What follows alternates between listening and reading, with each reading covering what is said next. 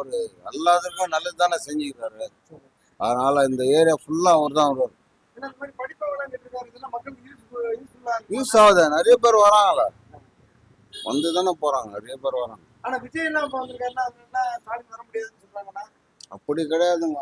விஜய் வந்து சினிமால தான் எல்லாருக்கும் ரசிகர், மற்றபடி தனி கட்சியில எதுவும் வரல. வருவாரு, ஆனா ஓரளவுக்கு வருவார். ஆமா ஆமா,